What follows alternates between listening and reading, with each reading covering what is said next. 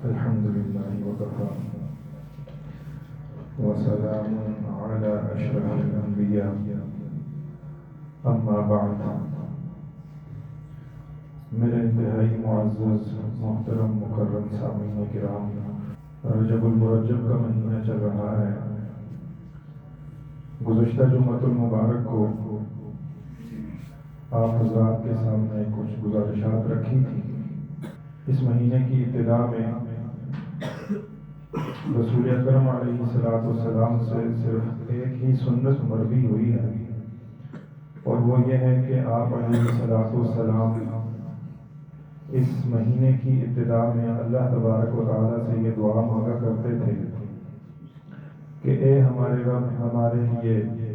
رجب اور شعبان کے ان 2 مہینوں میں برکت پیدا فرما دیجیے اور ہمیں عافیت کے ساتھ رمضان المبارک تک پہنچا دیجیے۔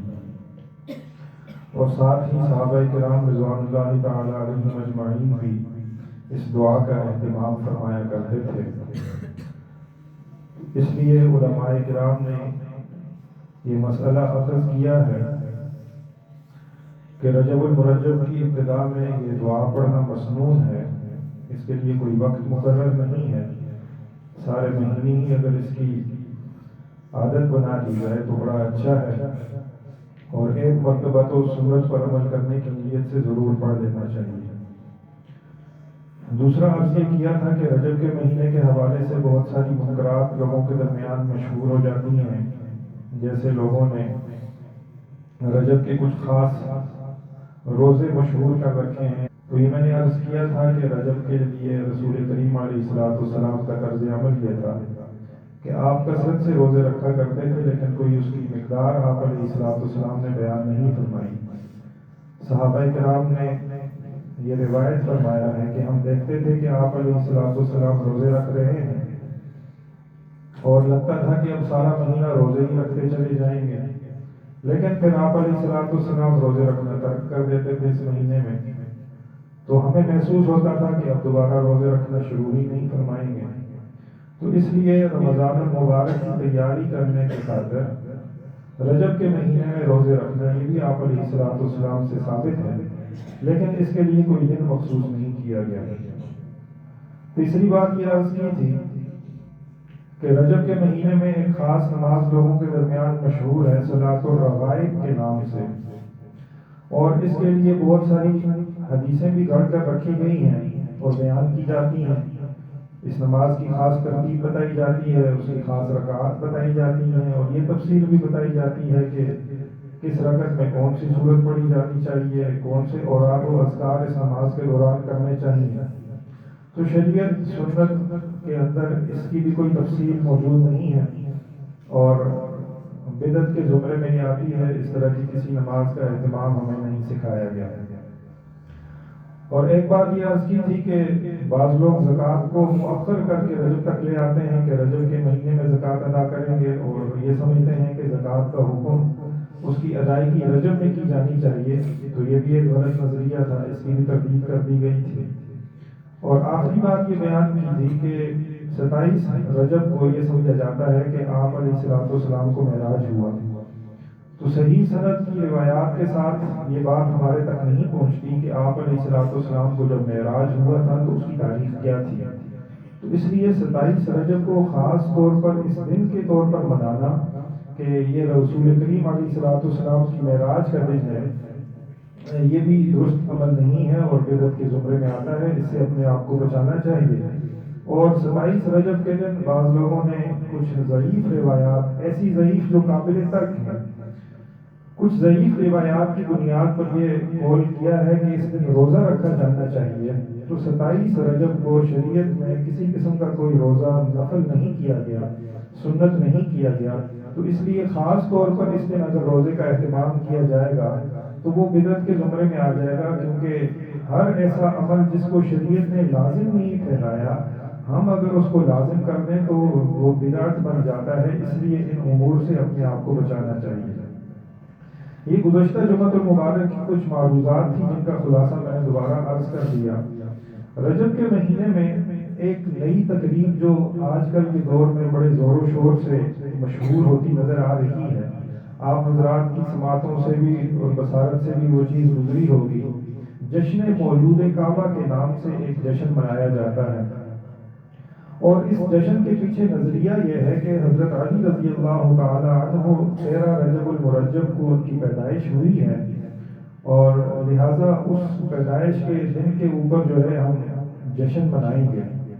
خاص طور پر جو شیعہ کمیونٹی ہے ان کی جانب سے بڑے زور و شور سے یہ تہوار منایا جاتا ہے۔ یہ بات میں بارہا عرض کر چکا ہوں کہ کسی بھی ہستی، وہ خواہ ہماری دینی اعتبار سے نامور ہستی ہو یا دنیاوی اعتبار سے ہمارے لیے قابل احترام ہو، اس کی سالگرہ منانا یا اس کی برسی منانا، اس کا اسلامی تعلیمات کے اندر کوئی گنجائش نہیں ہے۔ تو جیسے دیگر مواقع پر یہ بات عرض کی جاتی ہے، تو اس موقع پر بھی یہی عرض کیا جائے گا کہ یہ سالگرہ منانا، کسی کی برتھ ڈے منانا، خواہ وہ کتنی ہی کوئی متبرک ہستی کیوں نہ ہو، اسلام کے اندر روا نہیں ہے، کیونکہ یہ بنیادی طور پر عیسائیوں کا طرز عمل ہے کہ وہ سالگرہ مناتے ہیں۔ کسی آدمی کی پیدائش کو جب 1 سال پورا ہو جاتا ہے تو وہ اس پر کیک کاٹتے ہیں، خواتین اور حضرات ایک جگہ پر اکٹھے ہوتے ہیں، مرد و زن کا باہمی اختلاط ہوتا ہے، وہاں تالیاں پیٹی جاتی ہیں، گانے بجانے کا تہوار منایا جاتا ہے، اور کیک کاٹ کر ایک دوسرے کو کیک کھلایا جاتا ہے۔ یہ خالصتاً عیسائیوں کی تقریبات تھی جس کو مسلمانوں نے اخذ کیا ہوا ہے، کیونکہ ایک عرصہ تک ہمارے اوپر کفار کی، خاص طور پر انگریزوں کی حکومت رہی ہے جو عیسائی مذہب سے تعلق رکھتے تھے، تو ان سے مانوس اور مرعوب ہو کر ہمارے ہاں بھی لوگوں نے اس چیز کو اختیار کر لیا۔ وہ گھریلو سطح پر بھی اس چیز کا اہتمام کرتے ہیں، اپنی بچوں کی سالگرہ مناتے ہیں، اس پر کیک کاٹے جاتے ہیں، جلد و پیش سے لوگوں کو بلایا جاتا ہے،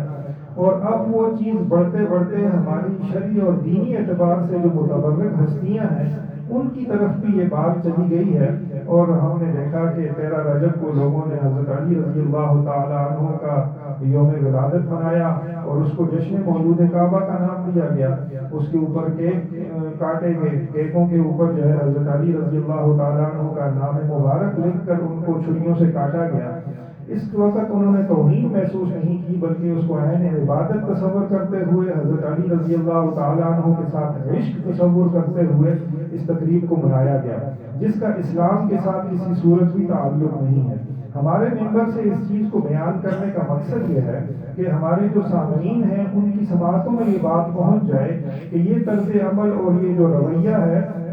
یہ اسلامی تعلیمات کے منافی ہے۔ اگر کسی بھی وقت کسی بھی جگہ پر، کیونکہ یہ چیز اب چل پڑی ہے اور ایک مخصوص طبقہ اس کو فروغ دینے میں لگا ہوا ہے، اگر کسی وقت بھی آپ کا سامنا اس طرح کی تقریبات کے ساتھ ہو تو پرزور طریقے سے اس کی مذمت کرتے ہوئے اس سے علیحدگی اختیار کرنا ہمارے اوپر لازم ہو جاتا ہے، اور نہیں عن المنکر کا جو فریضہ ہمارے اوپر لازم ہے کہ برائی کو ہوتے ہوئے دیکھیں تو اس کو اپنی وسعت کے مطابق روکا جانا چاہیے۔ تو لہٰذا اگر کسی کے سامنے یہ برائی ہوتی ہے تو اس کو چاہیے کہ اس برائی کو وہ روکے، اگر ہاتھ سے روک سکتا ہے ہاتھ سے روکے، اگر زبان سے روک سکتا ہے زبان سے روکے، اگر دونوں کی اس کے اندر استطاعت اور طاقت نہیں ہے تو کم از کم اپنے دل میں اس کو ضرور برا تصور کیا جانا چاہیے۔ اب یہ جتنی بھی تقریبات ہوئی ہیں الحمدللہ ہمارے سامنے کوئی تقریبات نہیں ہوئی اور نہ ہم نے اس کا کوئی اہتمام کیا ہے، لیکن ہم ان کو دل سے ضرور برا سمجھتے ہیں کہ یہ تقریب جو ہے شریعت کے ساتھ اس کا کوئی تعلق نہیں ہے۔ حضرت علی رضی اللہ تعالی عنہ کا یوم ولادت 13 رجب المرجب کو ہونا یہ تاریخی روایات سے ثابت ہی نہیں ہے، لیکن اگر مان بھی لیا جائے کہ 13 رجب کو آپ کے یوم ولادت ہے تو اس صورت میں بھی کسی صورت یہ بات جائز نہیں ہے کہ آپ کی یوم ولادت کو سالگرہ کے طور پر منایا جائے، کیک کاٹے جائے، گانا بجانا کیا جائے اور ناچ بھنگڑا ڈالا جائے اس ہستی کے نام پر جس ہستی نے رسول کریم علیہ السلام کی تعلیمات کو فروغ دینے میں اپنی زندگی لگا دی اور اپنی آخری سانس تک آپ علیہ السلام کی اتباع اور فرمانبرداری میں لگائی ہے، ان کے نام پر اس طرح کا طرز عمل کرنا یہ ہمارے لیے ضرور قابل ترک ہے۔ اور ساتھ میں ایک لفظ جو بولا جاتا ہے مولود کعبہ کا، مولود کعبہ کا مطلب ہے کہ کعبہ کے اندر جن کی پیدائش ہوئی ہے، یہ بھی ایک ضعیف روایت کی بنیاد پر مشہور کر دیا گیا ہے کہ حضرت علی رضی اللہ تعالیٰ عنہ کی ولادت جو ہوئی ہے وہ کعبہ شریف کے اندر ہوئی ہے۔ تاریخی روایات کو اگر کھنگالا جائے تو ہمیں معلوم ہوتا ہے کہ ایک شخص ہیں حضرت حکیم بن حزام رضی اللہ تعالیٰ عنہ، ان کو بھی اسلام کی توفیق نصیب ہوئی، غالباً حضرت خدیجہ بنت خویلد ام المومنین رضی اللہ تعالیٰ عنہ کے یہ بھتیجے لگتے ہیں۔ حضرت حکیم بن حزام رضی اللہ تعالیٰ عنہ کی پیدائش یہ خانہ کعبہ کے اندر ہوئی ہے، لیکن حضرت علی رضی اللہ تعالیٰ عنہ کی پیدائش خانہ کعبہ کے اندر ہوئی ہو، اس حوالے سے کوئی ضعیف روایات تو موجود ہیں، لیکن صحیح سند سے یہ بات ثابت نہیں ہوتی۔ جو مستند علماء کرام ہیں، خاص طور پر شاہ ولی اللہ رحمۃ اللہ علیہ نے بڑی تحقیق کے بعد یہ بات ذکر فرمائی ہے کہ حضرت علی رضی اللہ تعالیٰ عنہ کا خانہ کعبہ کے اندر ولادت ہونا یہ سند سے ثابت نہیں ہے۔ حضرت امام حاکم رحمۃ اللہ علیہ، جنہوں نے مستدرک علی الصحیحین نام کی ایک کتاب لکھی تھی، جو صحیح بخاری اور صحیح مسلم کی شرائط پر احادیث رہتی تھی، ان احادیث کو انہوں نے اپنی کتاب میں جمع فرمایا ہے۔ انہوں نے تحریر کیا ہے حضرت حکیم بن حزام کے حوالے سے کہ ان کی ولادت خانہ کعبہ میں ہوئی ہے، اور ساتھ یہ بات ذکر کی ہے کہ متواتر اسناد سے یہ بات بھی ثابت ہوتی ہے کہ حضرت علی رضی اللہ تعالیٰ عنہ کی ولادت بھی خانہ کعبہ کے اندر ہوئی ہے۔ لیکن اور یہ بات میں سمجھاتا چلا جاؤں کہ متواتر روایات ان کو کہتے ہیں جن کی تعداد بہت زیادہ ہوتی ہے، اتنی زیادہ تعداد ہوتی ہے کہ جن کے غلط ہونے کے بارے میں عقل سلیم تصور بھی نہیں کر سکتی، ان کو سچ ماننا ہی پڑتا ہے۔ لیکن جب یہ بات اور دعویٰ انہوں نے کیا ہے کہ حضرت علی رضی اللہ تعالیٰ عنہ کی ولادت خانہ کعبہ میں ہوئی، یہ بات متواتر احادیث سے ثابت ہے،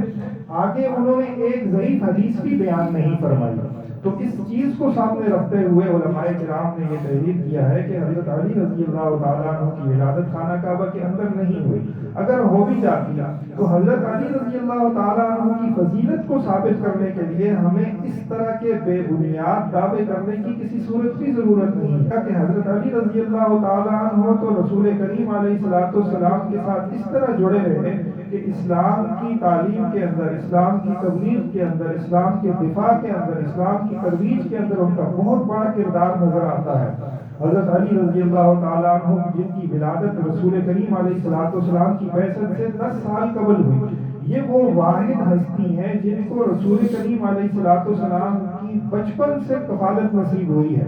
آپ کے والد حضرت ابو طالب چونکہ عیاددار شخص تھے، اور رسول کریم علیہ السلام اپنی والدہ اور دادا کی وفات کے بعد حضرت ابو طالب رضی اللہ کے کفالت میں رہتے تھے، تو رسول کریم علیہ السلام جس وقت جوان ہوئے، آپ علیہ السلام سن شباب کو پہنچے ہیں، تو حضرت علی رضی اللہ تعالیٰ عنہ کی کفالت حضرت ابو طالب نے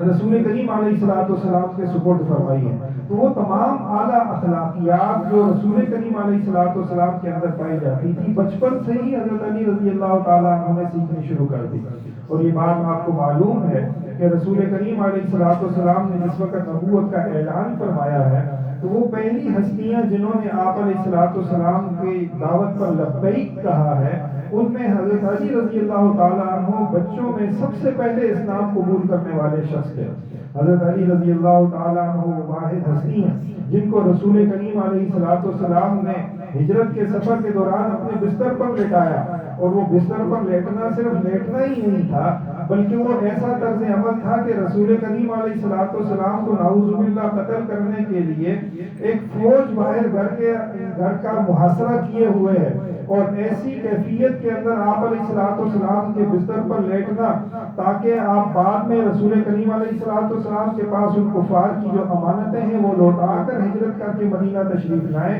یہ اپنی جان کو جوخم میں ڈالنے کے برابر تھا۔ لیکن حضرت علی رضی اللہ تعالیٰ عنہ نے رسول کریم علیہ السلام کے اس حکم کے تابعداری میں آپ علیہ السلام کے بستر نشین ہو گئے، اور نتیجہ یہ ہوا کہ آپ علیہ السلام کے لیے اپنی جان تک انہوں نے داؤ پر لگا دی تھی۔ حضرت علی رضی اللہ تعالیٰ عنہ کی ہستی وہ ہستی ہے کہ جس وقت غزوہ بدر کا معرکہ ہوتا ہے تو اللہ تبارک و تعالیٰ کے رسول حضرت علی رضی اللہ تعالیٰ عنہ کو مقابلے کے لیے بھیجتے ہیں۔ کفار کی جانب سے عتبہ سامنے آتا ہے، کفار کی جانب سے اس کا بھائی شیبہ سامنے آتا ہے، کفار کی جانب سے عتبہ کا بیٹا ولید سامنے آتا ہے، اور وہ للکار کر کہتے ہیں بڑے کسی ذی نسب قسم کے شخص کو ہمارے مقابلے کے لیے بھیجنا۔ رسول کریم علیہ السلام نے پہلے انصار میں سے کچھ صحابہ کو بھیجا، کفار کہنے لگے کہ یہ ہمارے مقابلے کے لوگ نہیں ہیں، ہمارے مقابلے کے لوگوں کو بھیجو۔ رسول کریم علیہ السلام نے اپنی اولاد میں سے حضرت علی رضی اللہ تعالیٰ عنہ کو آگے کیا، اپنے چچاؤں میں سے حضرت حمزہ رضی اللہ تعالیٰ عنہ کو سامنے کیا، اپنے ایک دوسرے چچا حضرت عبیدہ بن حارث رضی اللہ تعالیٰ عنہ کو سامنے کیا، اور کہا کہ اب دیکھو کیا یہ لوگ تمہارے مقابلے کے ہیں کہ نہیں ہیں؟ تو انہوں نے کہا کہ ہاں اب یہ لوگ ہمارے مقابلے کے ہیں۔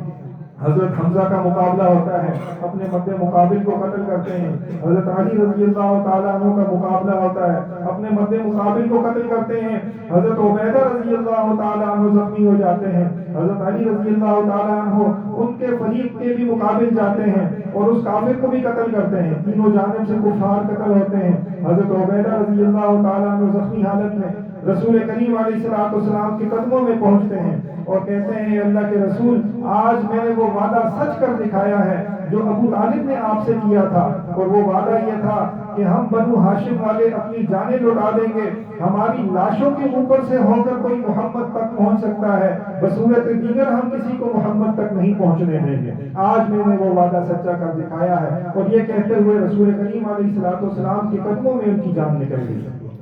حضرت علی رضی اللہ تعالیٰ عنہ وہ پہلا معرکہ لڑنے والے بدر کا، رسول کریم علیہ السلام نے آپ رضی اللہ تعالیٰ عنہ کو مقابلے کے لیے بھیجا۔ اللہ تبارک و تعالیٰ قرآن کریم میں ارشاد فرماتے ہیں ھذان خصمان اختصموا فی ربہم، یہ دو فریق تھے جو اپنے رب کے بارے میں آپس میں جھگڑ پڑے ہیں۔ یہ دو فریق مفسرین لکھتے ہیں کہ یہ تین کفار عتبہ شیبہ اور ولید، اور دوسری جانب سے حضرت علی، حضرت حمزہ اور حضرت عبیدہ بن حارث رضی اللہ تعالیٰ عنہم یہ مراد ہیں۔ ھذان خصمان اختصموا فی ربہم، یہ دو فریق تھے جو اپنے رب کے بارے میں جھگڑ پڑے ہیں۔ اور جو کافر ہیں فالذین کفروا قطعت لهم ثیاب من نار، ان میں سے جو کافر تھے، ولید تھا، عتبہ تھا، شیبہ تھا، ان کے لیے آگ کے کپڑے اللہ تعالیٰ نے کاٹ کر رکھے ہوئے جو ان کو پہنائے جائیں گے۔ یصب من فوق رؤوسہم الحمیم، اور ان کے سروں کے اوپر گرم کھولتا ہوا پانی ڈالا جائے گا۔ نجران کے عیسائیوں کو رسول کریم علیہ السلام نے اسلام کی دعوت دی۔ انہوں نے اپنے کچھ پادریوں کو بھیجا کہ جاؤ اور ان کے ساتھ مناظرہ کر کے آؤ، یہ ہمیں اسلام کی دعوت دیتے ہیں، آج ان کے پاس کوئی الہامی کتاب آ گئی ہے، ہمیں تو عرصہ گزرا، صدیاں بیت گئی ہیں، ہمارے پاس الہامی کتاب موجود ہے، یہ آج ہمیں دعوت دینے لگے ہیں۔ اور وہ پادری آتے ہیں رسول کریم علیہ السلام کے ساتھ مناظرہ کرنے کے لیے۔ اللہ تبارک و تعالیٰ قرآن کریم کی آیت نازل فرماتے ہیں کہ جو آپ کے ساتھ مناظرہ کرنے کے لیے آتا ہے، بعد اس کے کہ ان کو معلوم ہو چکا ہے کہ آپ اللہ تبارک و تعالیٰ کے سچے رسول ہیں، عیسیٰ علیہ السلام کی خوشخبریوں سے معلوم ہو چکا ہے کہ آپ اللہ تبارک و تعالیٰ کے سچے رسول ہیں، تو آپ ان کو کہیے ثم نبتہل فنجعل لعنۃ اللہ علی الکاذبین، آؤ ہمارے ساتھ مناظرہ نہیں، مباہلہ کرو۔ اور وہ مباہلہ کیا ہوگا کہ تم اپنے بیٹوں کو لے کر آؤ، میں بھی اپنے بیٹوں کو لے کر آتا ہوں، تم اپنی عورتوں کو لے کر آؤ، میں بھی اپنی عورتوں کو لے کر آتا ہوں، تم خود بھی آؤ، میں خود بھی آتا ہوں، ہم سارے مل کر یہاں اللہ تبارک و تعالیٰ سے دعا کرتے ہیں کہ اے اللہ تو جھوٹوں کے اوپر اپنی لعنت فرما۔ رسول کریم علیہ السلام کے ساتھ مباہلہ کرنے کے لیے نجران کے عیسائیوں کی ہمت نہ ہوئی۔ اس کی وجہ کیا بیان کی جاتی ہے کہ رسول کریم علیہ السلام نے مباہلہ کے لیے جن لوگوں کو بلایا ان میں حضرت علی رضی اللہ تعالیٰ عنہ شامل تھا، ان میں حضرت فاطمہ رضی اللہ تعالیٰ عنہ شامل تھا، ان میں حسن و حسین رضی اللہ تعالیٰ عنہما شامل تھے۔ نجران کے عیسائی پادری کہتے ہیں کہ جس وقت ہم نے ان چہروں کی طرف دیکھا تو ہم نے دیکھا کہ یہ نورانی چہرے اللہ تبارک و تعالیٰ کی جانب سے مدد اور معاونت حاصل کیے ہوئے ہیں، اگر ان کے ساتھ ہم نے مباہلہ کیا اور انہوں نے اگر ہاتھ اٹھا کر یہ دعا کر دی کہ اے اللہ کاذبوں کے اوپر، جھوٹوں کے اوپر اپنی لعنت فرما، اور ہمیں معلوم ہے کہ ہم جھوٹے ہیں، ہم جان بوجھ کر ان کی نبوت کے انکاری بنے ہوئے ہیں، اللہ تبارک و تعالیٰ کا عذاب ہمارے اوپر اسی مقام پر مسلط ہو جائے گا۔ تو یہ کہتے ہوئے نجران کے عیسائی حضرت علی رضی اللہ تعالیٰ عنہ کی فضیلت بیان کرنی ہے تو یہ صحیح روایت قرآن کریم کی آیات ہمارے پاس موجود ہیں، ضعیف روایتوں کا سہارا لیتے ہوئے جشن مولود کعبہ کے نام سے ایک تہوار کو گھڑ دینا، یہ کہاں کا انصاف تھا؟ حضرت علی رضی اللہ تعالیٰ عنہ وہ صحابی ہیں جو کہتے ہیں کہ میری ایک خاصیت ہے، وہ خاصیت یہ ہے کہ اللہ تبارک و تعالیٰ نے قرآن کریم میں ایک آیت نازل فرمائی، اس آیت پر سوائے میرے کسی اور نے عمل نہیں کیا۔ بڑا دلچسپ واقعہ ہے۔ رسول کریم علیہ الصلوۃ والسلام کی بارگاہ میں صحابہ کرام آتے تھے، منافقین بھی حاضر ہوتے تھے۔ منافقین صحابہ کرام کا وقت برباد کرنے کے لیے رسول کریم علیہ الصلوۃ والسلام کو تنہائی اور خلوت میں لے جاتے اور کہتے آپ سے تنہائی اور خلوت میں ہم نے کچھ بات کرنی ہے۔ اللہ تبارک و تعالیٰ نے حکم نازل فرمایا، اذا ناجیتم الرسول، اگر تم نے کوئی سرگوشی کرنی ہے رسول سے، تنہائی میں تم نے رسول کے ساتھ کوئی بات کرنی ہے، فقدموا بین یدی نجواکم صدقات، تو تم نے سرگوشی کرنے سے پہلے اللہ تعالیٰ کی بارگاہ میں کوئی صدقہ کرنا ہے، اس صدقہ کرنے کے بعد تمہیں یہ اجازت ہوگی کہ تم رسول کریم علیہ السلام سے سرگوشی کر سکو۔ اب منافقین کا وہ عمل جو تھا وہ اب تھم گیا، وہ رک گیا، صدقہ کرنے کی ان کو ہمت نہیں لگ رہی تھی۔ اسی اثناء میں حضرت علی رضی اللہ تعالیٰ عنہ کو رسول کریم علیہ السلام سے خلوت میں کوئی بات کرنے کی ضرورت پیش آئی، تو حضرت علی رضی اللہ تعالیٰ عنہ نے پہلے کہ صدقہ کیا، اور صدقہ کرنے کے بعد رسول کریم علیہ السلام سے اجازت مانگی کہ میں آپ سے تنہائی اور خلوت میں کوئی بات عرض کرنا چاہتا ہوں۔ تو آپ رسول کریم علیہ السلام سے گفتگو ہوئی آپ کی، اور اس کے بعد دوسرے کے تیسرے دن یہ حکم اللہ تبارک و تعالیٰ کی جانب سے منسوخ کر دیا گیا کہ اب اگر آپ کو رسول کریم علیہ السلام سے گفتگو کرنی ہے تو صدقہ کرنا اس سے پہلے واجب نہیں ہے، کیونکہ منافقین کو سبق حاصل ہو چکا۔ تو حضرت علی رضی اللہ تعالیٰ عنہ واحد وہ صحابی تھے جنہوں نے قرآن کریم کے اس حکم کے اوپر عمل کیا ہوا ہے۔ تو ہمیں حضرت سیدنا علی المرتضیٰ رضی اللہ تعالیٰ عنہ کی فضیلت بیان کرتے ہوئے اس طرح کی آیات اور احادیث کا سہارا لینا چاہیے، نہ کہ ضعیف روایات کو اپنے سامنے رکھتے ہوئے ان سے نت نئے جشن اور تہوار گھڑ لیے جائیں اور نئی بدعات کا ارتکاب کیا جائے، ان سے اپنے آپ کو بچانا چاہیے۔ حضرت علی رضی اللہ تعالیٰ عنہ کی اسلام کے لیے خدمات، اللہ تبارک و تعالیٰ نے جو علم اور تفقہ ان کو عطا فرمایا تھا، حضرت معاویہ رضی اللہ تعالیٰ عنہ آپ کو معلوم ہے کہ 2 جنگیں لڑی ہیں حضرت علی رضی اللہ تعالیٰ عنہ کے ساتھ، لیکن جس وقت آپ کے پاس کوئی بندہ مسئلہ پوچھنے کے لیے آتا تھا تو وہ کہتے تھے کہ علی سے سوال پوچھ لو کیونکہ وہ مجھ سے زیادہ علم رکھنے والے ہیں۔ تو سوال پوچھنے والے نے کہا کہ مجھے پسند ہے کہ یہ مسئلہ آپ مجھے بتا دیں۔ تو حضرت معاویہ رضی اللہ تعالیٰ عنہ کہتے ہیں کہ تم نے بہت بری بات کی ہے، میں نے تمہیں ایک فقیہ امت کی طرف اشارہ کیا ہے، میں نے اپنے سے زیادہ ذی علم آدمی کی طرف جانے کا تمہیں حکم دیا ہے، اور تم کہتے ہو کہ تم مجھ سے مسئلہ معلوم کرنا چاہتے ہو۔ حضرت علی رضی اللہ تعالیٰ عنہ کی ذات وہ ذات ہے جنہوں نے اسلام کی خاطر اپنی جان آفرین کے سپرد کر دی۔ خارجیوں نے حضرت علی رضی اللہ تعالیٰ عنہ، حضرت مغیرہ رضی اللہ تعالیٰ عنہ اور حضرت معاویہ رضی اللہ تعالیٰ عنہ کو ایک ساتھ قتل کرنے کی، شہید کرنے کا منصوبہ بنایا۔ حضرت معاویہ رضی اللہ تعالیٰ عنہ پر حملہ ہوا، لیکن اس حملے کے اندر چوک ہوئی اور وہ جو قتل کے ارادے سے آنے والا خارجی تھا وہ گرفتار ہو گیا۔ تو وہ کہنے لگا کہ میرے پاس آپ کے لیے ایک خوشخبری ہے، اور وہ خوشخبری یہ ہے کہ جس وقت میں آپ کو قتل کرنے کے لیے آیا تھا ہمارا پروگرام یہ تھا کہ اسی وقت حضرت علی پر بھی حملہ کیا جائے، اور وہ میرا بھائی بڑا طاقتور، توانا اور چست ہے، وہ اس وقت اپنے ارادے کے اندر کامیاب ہو چکا ہوگا۔ حضرت معاویہ رضی اللہ تعالیٰ عنہ رنجیدہ ہو گیا اور اللہ تبارک و تعالیٰ کی بارگاہ میں دعا کرنے لگے کہ اے اللہ، یہ خارجی جو میرے بھائی حضرت علی رضی اللہ تعالیٰ عنہ کو قتل کرنے کے لیے گیا ہے، یا اللہ تو اس کو ناکام فرما۔ حضرت علی رضی اللہ تعالیٰ عنہ کی ہستی ایسی ہستی ہے کہ جس نے اسلام کے لیے خدمات سے انجام دی، لیکن آپ کی فضیلت کو ثابت کرنے کے لیے ہمیں ضعیف روایات کا سہارا لینے کی کوشش نہیں کرنی چاہیے۔ اور یہ تہوار نت نیا ایجاد ہو چکا جشن مولود کعبہ کے نام سے، نہ تو آپ کی صحیح یوم ولادت والے دن منایا جا رہا ہے، نہ ہی اس کا عنوان درست ہے، اس سے اپنے آپ کو بچانا چاہیے۔ جو کچھ کہا سنا اللہ تبارک و تعالیٰ اس پر عمل کرنے کی توفیق عطا فرمائے۔ وآخر دعوانا الحمد للہ رب العالمین۔ سنت ادا فرمائے۔